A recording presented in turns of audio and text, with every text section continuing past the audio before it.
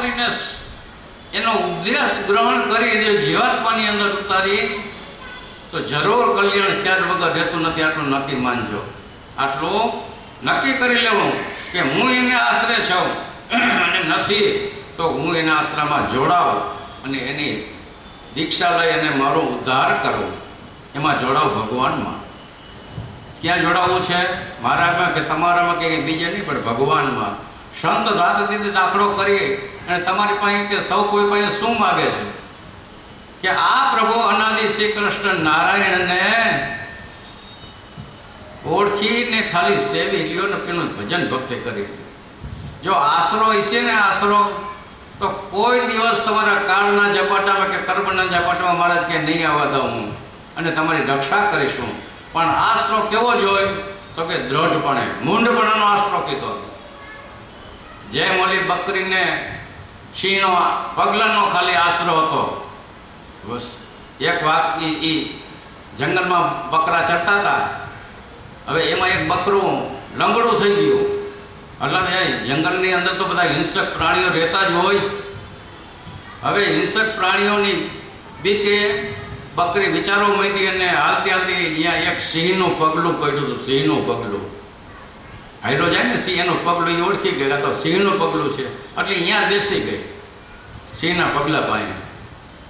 એટલે જંગલની અંદર તો બધા હિંસક પ્રાણીઓ હતા. એ મનમાં મલકાતા આવે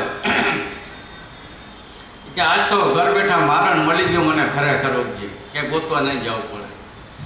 જ્યાં એની ઉપર પ્રહાર કરવા જાય છે ત્યાં કે છે થોભો, હું આને આશરે બેઠી છું. તો જુએ તો કે આ તો જંગલનો રાજા સિંહ, કે આને આશરે બેઠી છે, આ તને બિહારી ગયો છે, તને કાંઈ ન કરાય એમ કહે છે. એક પછી એક હિંસક જંગલના પ્રાણીઓ બધા આવીને વયા ગયા જોઈને. પછી છેલ્લે પોતે કેસરી સિંહ આવે છે. ત્યારે એ પણ હરખાય છે, મનમાં મલકાય છે કે આજ તો મારણ મળી ગયું વડે વગર દાખલે. એટલે જ્યાં એ આમ તૈયારી કરે છે ને આમ ખાવાની, ત્યાં કહે છે કે હું આને આશરે બેઠી છું. શું કીધું? હું આને આશરે બેઠી છું. પગલું જોઈ લ્યો. તો કે તું મારે આશરે બેઠી છો? આ તો પગલું તો સિંહનું, મતલબ મારું જ છે. આ તો જંગલનો રાજા એટલે સિંહ. તો કે મારે આશરે તું બેઠી છો તો તને કેમ ખવાય? તને ન જ ખવાય. પણ કે હવે હું પરાધીનતા છું, કાંઈ ચરી શકું એમ નથી, કાંઈ થઈ શકે એમ નથી. પછી કે હું તો રાજા છું ને જંગલનો, તું ભલે પરાધીન હોય. તો જંગલમાંથી જઈને એક હાથીને બોલાવી આવ્યા છે. હાથી ઉપર એને બેસાડે છે, હાથીને અંબડી કરાવે છે અને હાથીને સૂચન કરી દે છે કે આ બકરી તારી પીઠ ઉપર બેસાડ અને કૂણા કુપરીએ ઝાડમાં હોય ને બધા ખવડાવજે અને હાજી થઈ જાય ને પછી એને ટોરા ભેગી મૂકી આવજે. રાજાનો ઓર્ડર હાથીએ કર્યો એમ બકરી હાજી થઈ ટોરા ભેગા મૂકી આવ્યો. શાસ્ત્રમાં દ્રષ્ટાંત લખ્યા. પણ બકરીને જો મૂંઢપણાનો આશરો હતો, બીજું કંઈ જાણતી નહોતી, પણ આશરો કોનો હતો? સિંહનો, જંગલનો રાજા જે કહેવાય એમ. એવી રીતે મહારાજ કે આપણે અનાદિ શ્રી કૃષ્ણ નારાયણનો આશરો છે, પણ કેવો જોઈ? દ્રઢપણે. તો કોઈ જગતના, આખા જગતના કોઈ પણ કાળ કર્મ માયા કે સ્વભાવ કોઈની તાકાત નથી કે મહારાજ કે તમને હું એની વડજમાં આવવા દઉં અને તમારી હું રક્ષા હું કરી લઉં, બીજો કોઈ ન કરી શકે.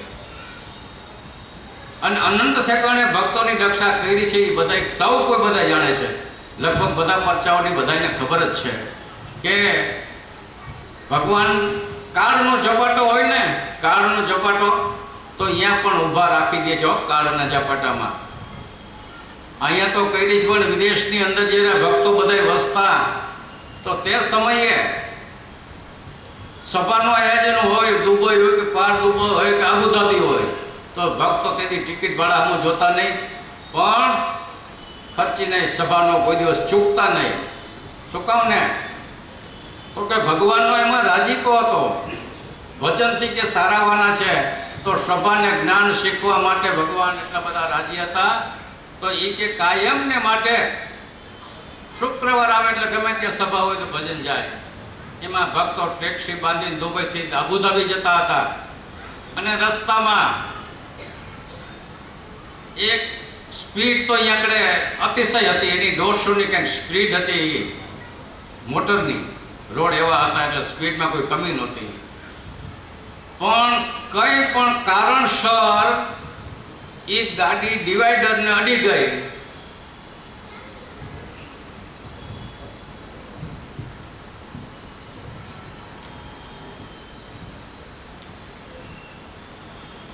કાંઈ પણ કારણસર ડિવાઈડરને અડી ગઈ એટલે 4 ગોથા ખાઈ ગઈ અને આ રોડ ઉપરથી વહી અને ઠેઠ બીજો રોડ હતો જે આ 4 રનવેનો, એ ટપીને ઠેઠ આમ નીચે ઉતરી ગઈ.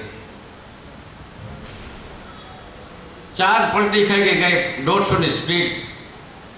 પાકિસ્તાન પઠાણ હાંકનારો હતો, એનો ડ્રાઈવર હતો, એ ભાડા કરતો હતો, પણ માલિક ઓર ભક્ત બેઠેલા.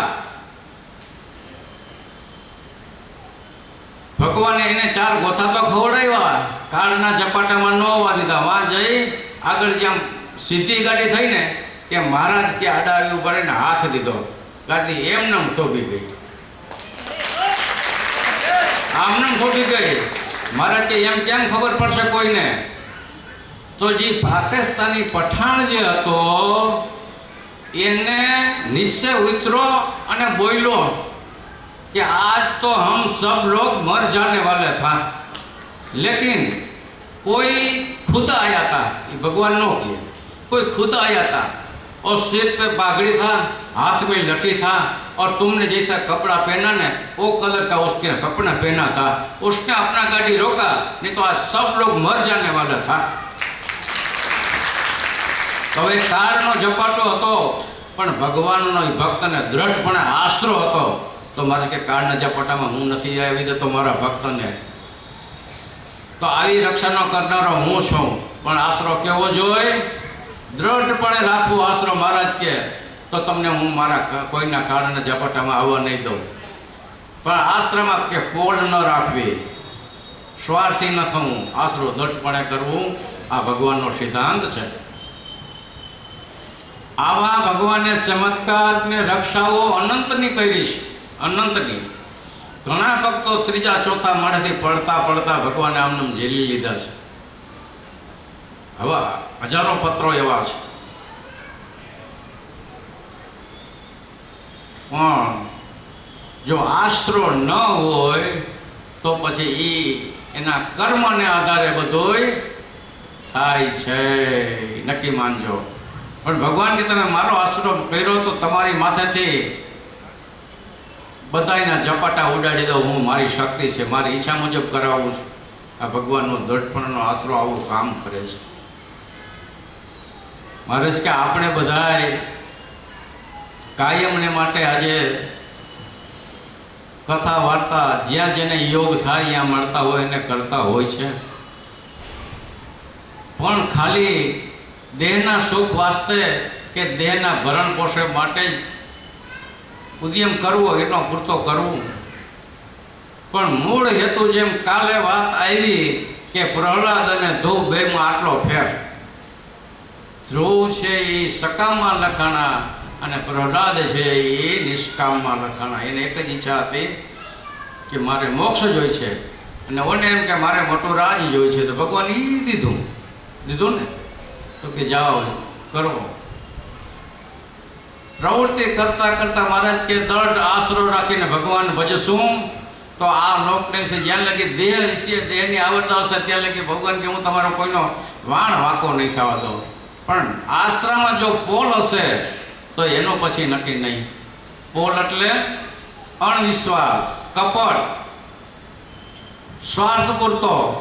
તો મહારાજ કે એવો આશરો ખોટો છે. આશ્રમમાં પોળ કે ગાંઠ કે કપટ હોય ને તો એ ન હાલે. કે બાવના ચંદન છે, બાવના ચંદન એનો સ્વભાવ એવો છે કે એની એક જગ્યાએ ઊભું હોય પણ આજુબાજુમાં 12 ગાવ લગી એ પોતા જેવા સુગંધિત ઝાડવા કરી દે. આ બાવરા ચંદનનો સ્વભાવ છે.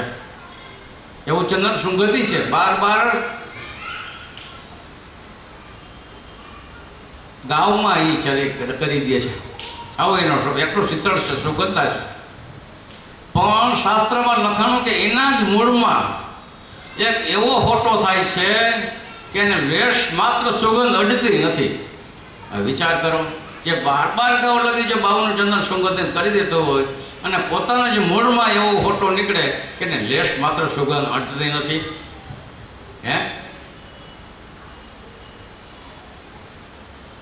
તો કે વાહનો હોટો શેનો? વાંસનો. તો કે એમાં એવા શું દુર્ગુણો છે કે જેણે કરીને એને સુગંધ અડતી નથી? તો કે અવિશ્વાસ રૂપી ગાંઠ અને કપટ રૂપી પોળ. ગાંઠ અને પોળ વાંસમાં જોજો બધાય, ગાંઠ અને પોળ, ગાંઠ અને પોળ. અવિશ્વાસ રૂપી ગાંઠ અને પોળ રૂપી કપટ જેના હૃદયની અંદર હશે તો મહારાજ કે એ કોઈ દિવસ ભગવાનને પામી શકશે નહીં, સુગંધી થઈ છે નહીં, અને મોક્ષમાં પણ ખામી રહી છે મહારાજ. આટલું નક્કી વાત છે. તો ભગવાન પાસે પોલ કે કપટ ભગવાન પાસે ન રાખવું તો સુગંધી નહીં થવાય. એ શાસ્ત્રનો મહારાજ કે આવા બધા ઉદાહરણો શું કામ આપ્યા છે કે આ જીવને એ વાત સમજાય, નહીં તો સમજાય નહીં.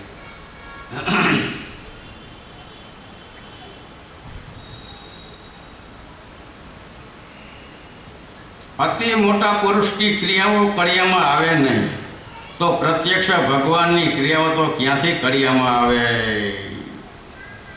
નટની માયાને આપણે હવ કોઈ જાણતા હોય તો એ વાતને સમજી શકીએ. નટની માયા કે નથી કૈડામાં કોઈને આવતી તો આ નટેશ્વરની માયા તો ક્યાંથી કૈડામાં આવે? હે નટ તમને કેટલાય ખેલ દેખાડે, અંદાજે એમ થાય કે આ શું થયું, ઓલું કેમ થયું, આ કેમ થયું. તો આ નટેશ્વરની જે માયા આવે થાય અને લીલા કાંઈક દેખાડે તો મહારાજ કે એ કૈડામાં આવે ખરી? નો આવે હો, નથી માનજો. પણ લીલા હોય તો શું કામને હોય છે ભગવાનની? તો કે જીવાત્માના રોડા કરવાને વાસ્તે હોય છે.